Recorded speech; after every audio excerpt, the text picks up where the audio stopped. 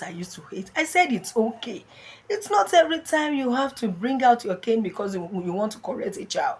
Please, I don't like the way you correct my girl in this house. Please, she's growing up and she'll get to know what is right from what is wrong.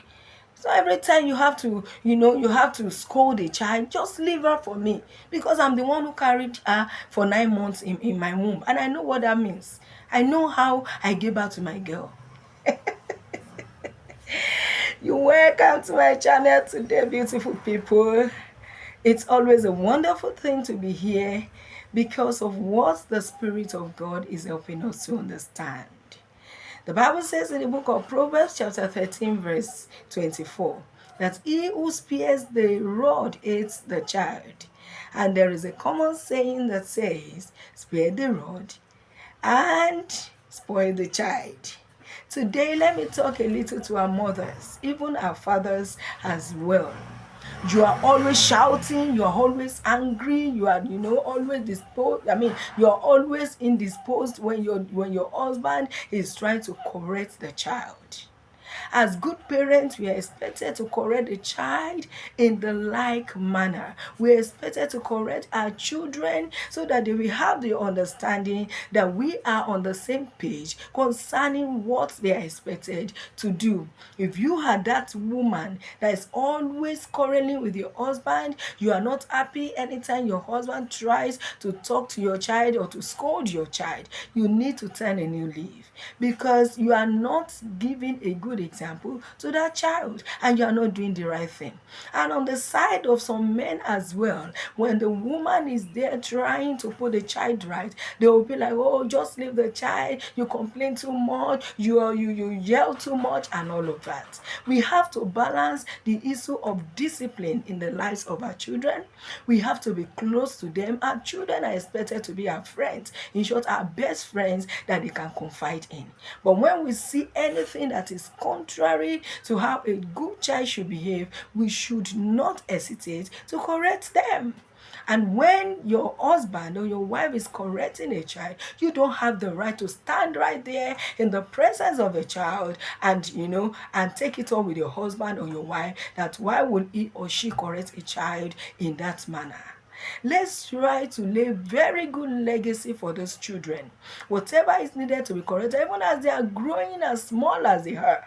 It's just like a woman when we carry pregnancy, just like we heard in that short play, the woman saying that she carried the pregnancy, and that is how some women used to do. I'm the one that shouted. I'm the one that entered the labor room.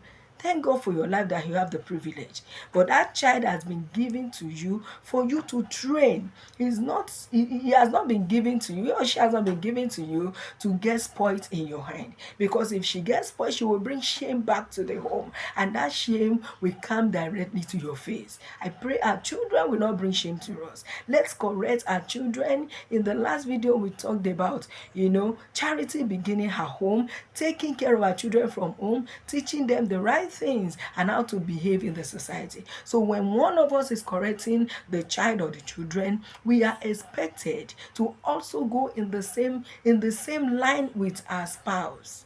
We may not talk to, if our spouse is a very loud one that corrects in anger and all of that, we can now talk with our spouse later, not right in the presence of the children. You're putting it to your spouse that he or she doesn't have the right to correct a child. Let us understand that if we refuse to correct this child, these children, we are spoiling them. And I pray that our children will not be spoiled. It's good children that brings pride to the parents. And when they see a child or they see children out there, they should be able to say of the truth, these children has been trained from a Christian home. Let's train our children, even as small as they are, whatever they are doing wrong, we can tap them, we can correct them, we can spank them to make them realize that what they have done is bad. Like a child that is abusive, is just talking anyhow to adults, and you are there as a mother. You'll say, no, just leave him, he will grow up later. I pray that kind of child will not stand and throw abuses to you yourself. These are vital issues in the home. Let us try to make sure everything works out as God has given us these children an ability to train them. May we receive that grace from today and to train our children in the way that they will understand. Let's bring them closer as friends. Let's talk to them. Let's balance the equation. As we talk to them in correction, we should also discipline them if they need be. The Lord will keep helping us, and our home will continue to be sweet. And the honey in that home will never go sour. See you in the next video. Try to subscribe. I mean now. Thank you.